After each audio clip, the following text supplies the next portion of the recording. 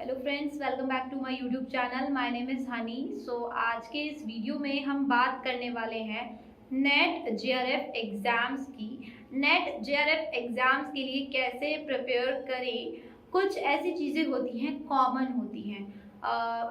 ये जो एक क्वेश्चन आता है कि हर सब्जेक्ट के लिए अलग अलग प्रिपरेशन के तरीके अलग अलग होते हैं, लेकिन कुछ तरीके ऐसे होते हैं जो आपको ध्यान रखनी चाहिए और सारे एग्जाम्स में वो सेम चलते हैं। तो आज के इस वीडियो में मैं आपको यही बताने वाली हूँ कि नेट जेआरएफ एग्जाम्स के लिए कैसे आपको प्रिपेयर करना है। अभी ज़्यादा वक्त नहीं बचा और कुछ कुछ बच्चों की ये शिकायत होती है कि बहुत टाइम से हम लोग पढ़ नहीं पा रहे, लेकिन 1 मंथ में हम कैसे रिविजन करें। सो गाइज, उसके लिए मैं आपको बता देती हूँ कि स्मार्ट स्टडी, जो स्मार्ट तरीके से आप स्टडीज करते हो वो बेटर होती हैं रटने से, पूरी बुक्स कवर अप करने से, पूरा रिवीजन करने से। तो अगर आप स्मार्ट स्टडीज करते हैं तो इट माइट बी पॉसिबल कि बहुत कम दिनों में आप अच्छे मार्क्स गेन कर सकें। तो ऐसे कुछ तरीके हैं, मैं आपको बताऊंगी आज के इस पूरे वीडियो में कि कुछ ऐसे कौन से तरीके हैं जो फॉलो अप करके आप नेट जेआरएफ के लिए प्रिपरेशन कर सकते हो। एक स्मार्ट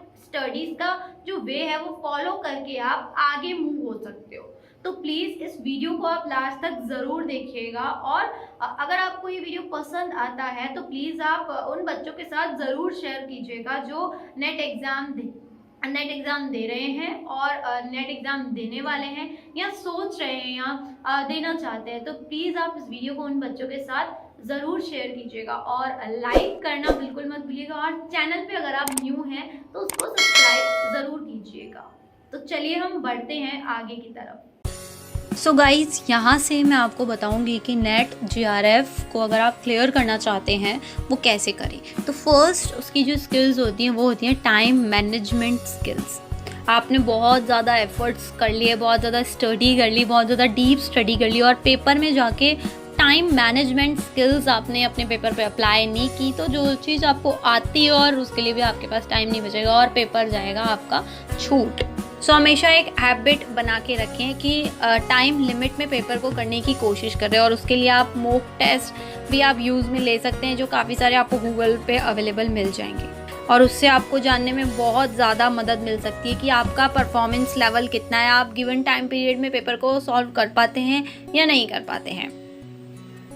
के बाद हम आते हैं दूसरे पॉइंट में, है वो क्लियर जो है, आपको कॉन्सेप्ट्स क्लियर करने हैं। Clear your concept first. उसके बाद मैं आपको बताने वाली हूँ कुछ चीज़ें ऐसी होती है जिसमें आपको पॉइंट्स लर्न करने पड़ते हैं। आपने पॉइंट्स रीड कर लिए, दिस इज़ नॉट इनफ। आपको कॉन्सेप्ट्स जो हैं वो क्लियर करने पड़ेंगे। सन होते हैं काफ़ी सारे, उनके कॉन्सेप्ट होते हैं कि ये क्यों आया, इसका नाम, ये सन क्यों आया, इसी सन में क्यों हुआ, ये सब चीज़ें, यहाँ तक कि आपको सारे कॉन्सेप्ट जो हैं वो प्रॉपरली क्लियर करने पड़ेंगे। उसके बाद थर्ड पॉइंट है एग्ज़ाम एनालिसिस। एग्ज़ाम कैसा आने वाला है, क्वेश्चन पेपर क्या होता है, क्वेश्चन पेपर का टाइप क्या होता है। पिछले साल के पेपर्स देखने से आपको काफ़ी बार ये पता चल जाएगा, और आपको ये भी पता चल जाएगा कि कौन से टॉपिक में से लगभग कौन से जो क्वेश्चंस हैं वो ज़्यादा बनकर आते हैं, थ्योरेटिकल क्वेश्चंस किस टाइप से आते हैं, कौन से टॉपिक में से रिपीटेड क्वेश्चंस आ रहे हैं, ये आपको पता चल जाएगा। और फाइनल एग्ज़ाम्स के पहले के पेपर्स जो हैं वो आप देख सकते हैं। मोस्ट इम्पॉर्टेंट पॉइंट जो अब है वो मैं उसके बारे में बताने वाली हूँ, जो है स्मार्ट स्टडी। आपने 1 साल तक पढ़ाई की, लेकिन लास्ट में आते आते अगर आपने स्मार्ट तरीके से कॉन्सेप्ट्स को रिवीजन नहीं किया 1 महीने में, तो फिर आपकी 1 साल की पूरी पढ़ाई जो है वो बिल्कुल, मैं ऐसे नहीं कहूँगी कि बर्बाद हो गई है, हाँ, लेकिन उसका 90% जो है वो ख़त्म हो जाता है। तो और कई बार ये होता है कि जो लोग पूरे साल नहीं पढ़ते हैं, लेकिन लास्ट के 1 महीने में पढ़कर ही और वो हो जाते हैं पास, तो उसे कहते हैं स्मार्ट स्टडीज़, जो कि ये डिफाइन करती है कि विनर कौन है और लूज़र कौन है। So we can say that this approach is the key to success in UCG net exam. And next point is practice mock test. Mock test से हमको ये हेल्प मिल सकती है कि हम अपने पेपर्स को करने की नई स्ट्रेटजीज़ फाइंड कर सकते हैं, जो कि स्टूडेंट टू स्टूडेंट वेराई करती हैं। फॉर एग्जांपल, कोई क्वेश्चन है या कोई टॉपिक है जिसको सॉल्व करने में एक स्टूडेंट 5 मिनट्स का टाइम लगाता है, उसी क्वेश्चन को करने में कोई दूसरा स्टूडेंट 10 मिनट का टाइम भी लगा सकता है। ये स्टूडेंट टू स्टूडेंट वेराई करती है। और इसके बाद मैनेजमेंट पेपर को करने के वक्त किस तरीके से काम आता है मॉक टेस्ट आपको काफ़ी हेल्प कर सकते हैं और आपका परफॉर्मेंस लेवल जो है वो आप जान सकते हैं। इससे आपको ये पता चलेगा कि कौन से टॉपिक पर आपको कितना ध्यान देना है और किस चीज़ का रिवीजन आपको कितना ज़्यादा करना है। तो मॉक टेस्ट की प्रैक्टिस करना आप बिल्कुल भी ना भूलें। And next point is revision. Revision को टाइम टू टाइम करना ना भूलें, जिससे कि जो कॉन्सेप्ट्स आपने क्लियर किए हैं वो रेगुलर बेसिस पे आपका एक पेपर करने का एक पावर होता है, एक कॉन्फिडेंट होता है, वो जनरेट करने में आपकी काफ़ी मदद कर सकता है। कॉन्सेप्ट्स को मेमोराइजिंग करने में ये चीज़ आपकी काफ़ी हेल्प कर सकती है रिविजन, तो रिविजन करना ना भूलें। ओके और उसके बाद हम नेक्स्ट टॉपिक आता है, जो नेक्स्ट पॉइंट है, जो नेक्स्ट स्टेप है वो है try to make short notes. Short notes का मतलब ये है कि हाँ ये आंसर आपने कभी पढ़ा है। ओके सो कई बार क्या होता है कोई चीज़ बहुत बड़ी बड़ी होती है, जैसे कि बहुत बड़ी बड़ी होती है, पैराग्राफ्स में होती है, उसके बारे में काफ़ी बीच से क्वेश्चंस आ जाते हैं, कुछ चीज़ लॉजिक्स पर डिपेंड करती है। तो शॉर्ट नोट्स बनाने के बाद हमें ये पता चल जाता है कि कौन सी रेलिवेंट इन्फॉर्मेशन हमसे पूछी जा रही है और किस टाइम पे हमें उस इन्फॉर्मेशन को यूज़ करना है। So this habit will help the students to grasp relevant information quickly. So make sure that your notes are well written and to the point to point. और सबसे इम्पॉर्टेंट पॉइंट जो है वो है your can do attitude. Having a positive attitude towards what you do is the utmost importance. इसका मतलब मैं ये कहूँगी कि पेपर नहीं आए और आप कह रहे हैं कि हाँ हम कर सकते हैं, वो बिल्कुल वेस्ट है, ऐसा नहीं है।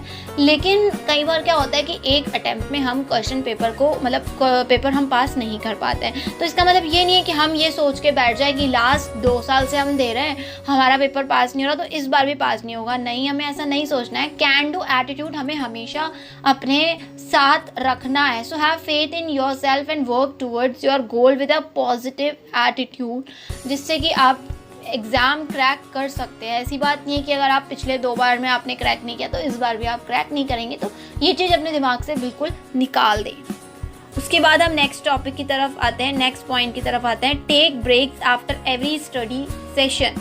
ओके इसका मतलब ये है कि कोई भी स्टडीज़ के टॉपिक्स आप पढ़ रहे हैं तो उसमें 20 मिनट्स का ब्रेक आपको लेना चाहिए, रिलैक्स लेना चाहिए। इसके लिए आप अपनी फैमिली मेम्बर्स से बात कर सकते हैं, लेकिन इसका मतलब ये नहीं है कि आप अपने पाथ से डेविएट हो रहे हैं। नहीं, थोड़ा सा रिफ्रेशमेंट ज़रूरी है।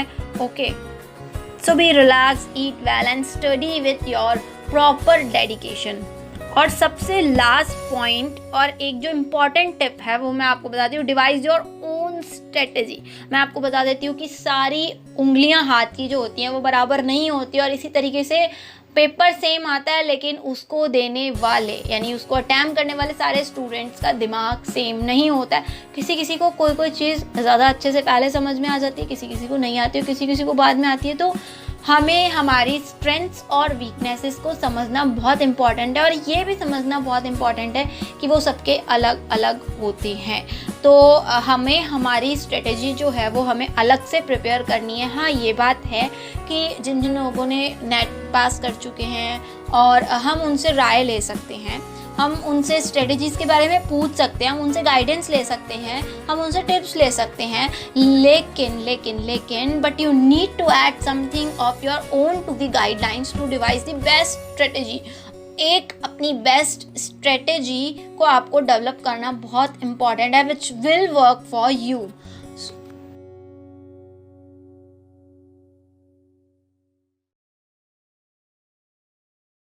कोई वीडियो अच्छा लगा प्लीज़ चैनल को सब्सक्राइब करना बिल्कुल मत भूलिएगा।